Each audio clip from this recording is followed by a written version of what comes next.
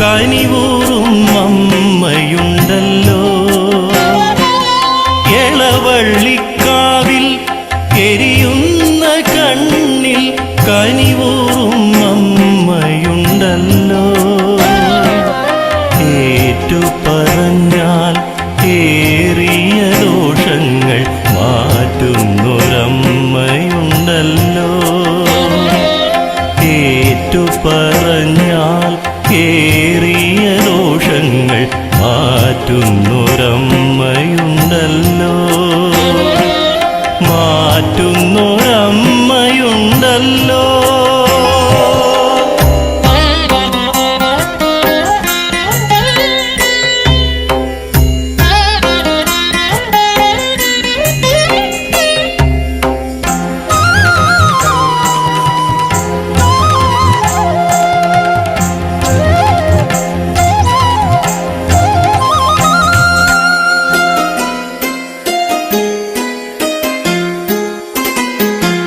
മകരമെത്തുമ്പോൾ മലരണിഞ്ഞെന്നമ്മ മുഴുനിലാവഴകായി മാറും.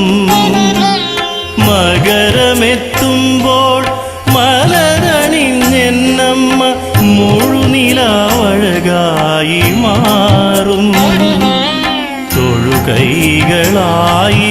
കണ്ടമ്മ തന്മുഖം നറുപുഞ്ചിരിയിൽ വീടരും. തൊഴുകൈകളായിരം കണ്ടമ്മ തന്മുഖം നറുപുഞ്ചിരിയിൽ വീടരും. നറുപുഞ്ചിരിയിൽ വീടരും.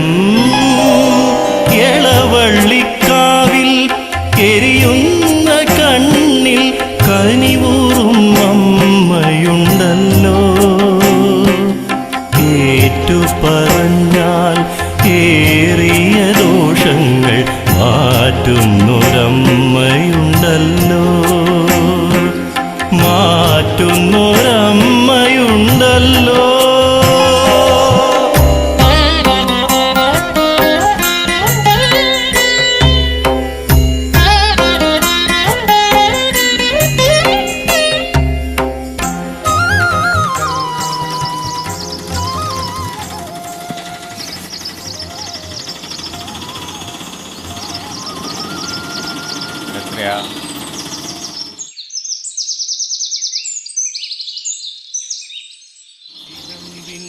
ഒരു പുഷ്പാഞ്ജലി. പേര് രാധ, നാളെ അശ്വതി, പിന്നെ പവിത്രൻ നാളെ വിട്ടോ. എന്ത് വഴിപാടാ വേണ്ടത്? ആളൊരു 4 വർഷമായിട്ട് മിസ്സിംഗ് ആണ്. അതിന് എന്ത് പൂജ ചെയ്യേണ്ടത്? ഒരു ദിവസപൂജ ചെയ്താൽ മതിയോ?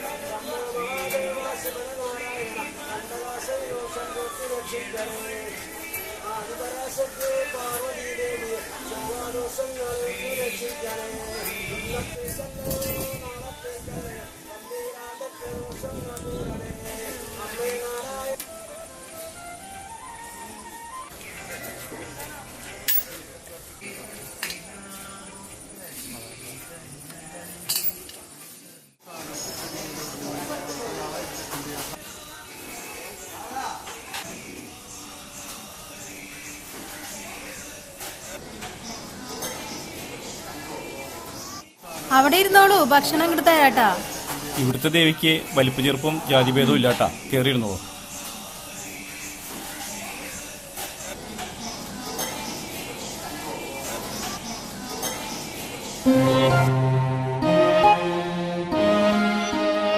ചേട്ടാ കുറച്ച് ഉപ്പേരിണ്ടാട്ടിയ.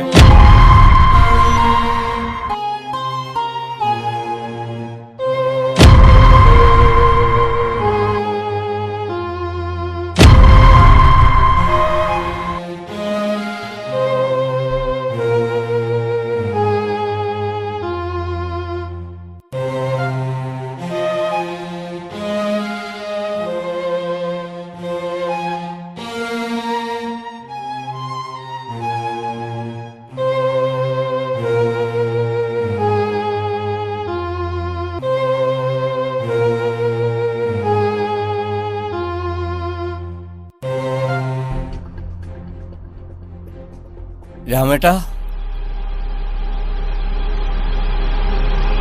ആരാ? ഞാനാ രാമേട്ടാ, പവിത്രൻ.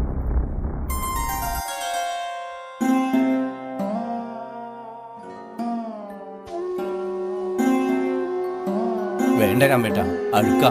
ഒരുപാട് നാളായി കുളിച്ചിട്ട്. എന്ത് കോലാണത്?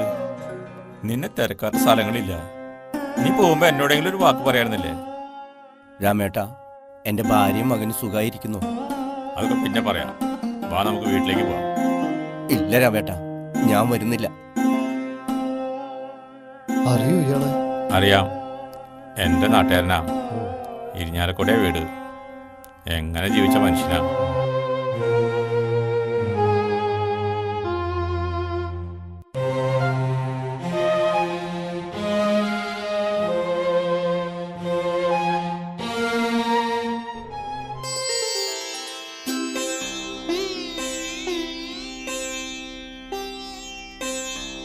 വളത്തിന്റെ ആൾക്കാർ വന്നിട്ടില്ല.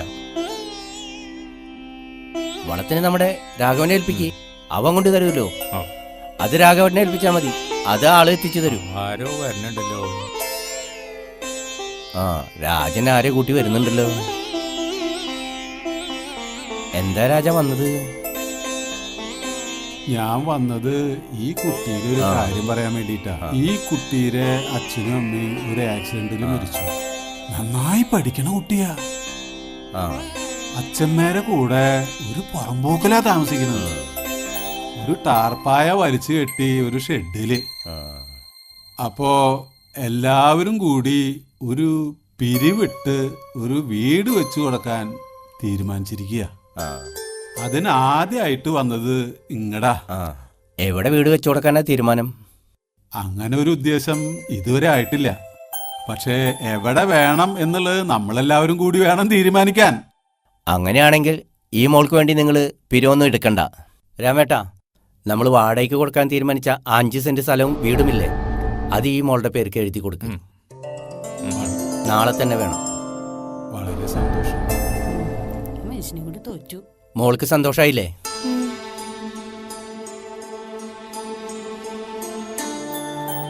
പതുക്കെ നോക്കി ഇറങ്ങിക്കോളൂ. ഇയാളെ എന്ത് ഭാവിച്ച? അച്ഛൻ കൊടുത്ത സ്വത്ത് മുഴുവൻ നാട്ടുകാർക്ക് ദാനം ചെയ്തു. ഇനി അവശേഷിക്കുന്നത് ആ 10 സെന്റ് സ്ഥലം മാത്രമേ ഉള്ളൂ. ഇങ്ങനെ പോയാൽ ഞാനും അമ്മയും റോഡിലിറങ്ങി തെണ്ടേണ്ടി വരും. അമ്മ ഒന്ന് മനസ്സ് വെച്ചാൽ എല്ലാം ശരിയാവും. എന്താ നീ ഉദ്ദേശിച്ചേ? കൊല്ലണം. എന്ത് കൊല്ലാനോ?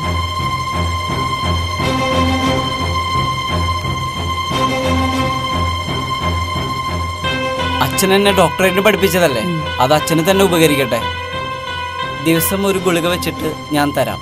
അത് പാലിലരച്ച് കലക്കി കൊടുത്താൽ മതി. തളർന്നു കിടന്നോളും.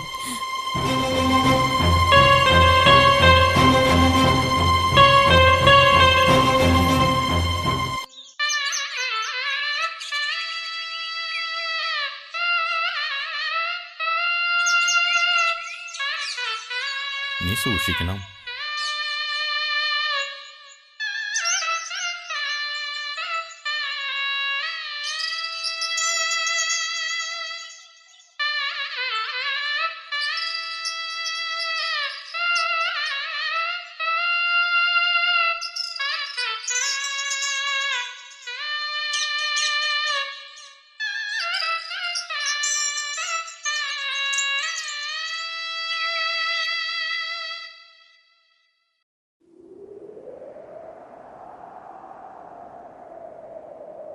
വീട്ടിലേക്ക് വിളിച്ചിട്ട് വരുന്നില്ല. ഇന്നത്തെ ഒരു ദിവസം കൂടി നിങ്ങൾ വേണം നോക്കണം. നാളെ ഞാൻ വീട്ടുകാരെ വിളിച്ചിട്ട് വരാം. ഞാൻ നാളെ വരാം.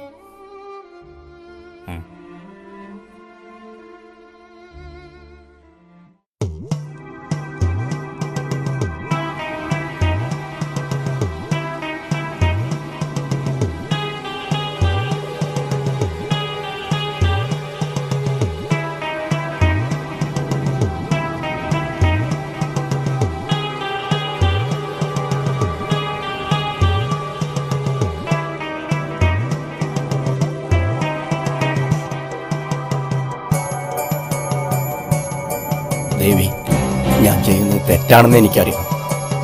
എന്നോട് പൊറുക്കണേ ദേവി.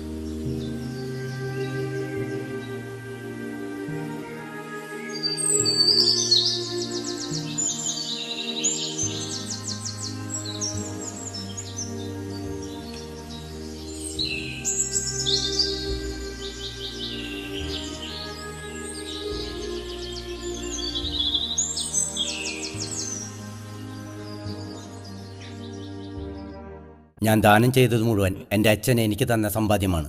അതുപോലെ എൻ്റെ സമ്പാദ്യം വേണം എൻ്റെ മകന് ഉപകരിക്കാൻ. അതുകൊണ്ട് എൻ്റെ വീടും സ്ഥലവും ഭാര്യയ്ക്കും കാലശേഷം മകനും എൻ്റെ സമ്പാദ്യമായ 2 കോടി രൂപ കനാറ ബാങ്കിൽ മകൻ്റെ പേരിലും എൻ്റെ ഒപ്പം എന്നും നിന്ന രാമേട്ടന് എൻ്റെ അച്ഛൻ്റെ അവസാന സമ്പാദ്യമായ പഞ്ചായത്തിൻ്റെ അടുത്തുള്ള 10 സെൻറ്റ് സ്ഥലവും എഴുതി വച്ചിരിക്കുന്നു. എല്ലാവരും എന്നോട് പൊറുക്കണം. മോനെ, ഇനി അച്ഛന് വേണ്ടിയുള്ള കർമ്മങ്ങൾ ചെയ്യണ്ടേ? അച്ഛന്റെ കൂടെ നടന്ന കണ്ണായ സ്ഥലങ്ങളെല്ലാം നിങ്ങൾ നേടിയെടുത്തില്ലേ? ഞങ്ങൾക്ക് കിട്ടാനുള്ളതെല്ലാം കിട്ടി. ഇനി ഇതും കൂടെ നിങ്ങൾ ഏറ്റെടുത്തോ. വാമേ, നമുക്ക് പോവാം.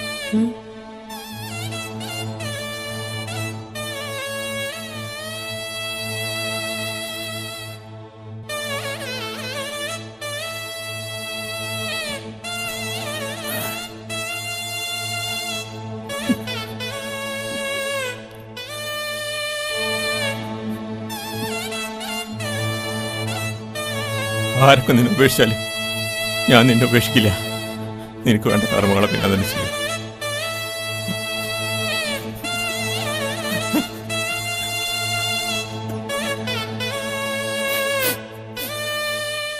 നാളെ നിങ്ങളും ഒരച്ഛനാകും. ധനത്തിൻ്റെ പേരിൽ ഈ അച്ഛന് വന്നതുപോലെ നിങ്ങൾക്കും വരാതിരിക്കട്ടെ.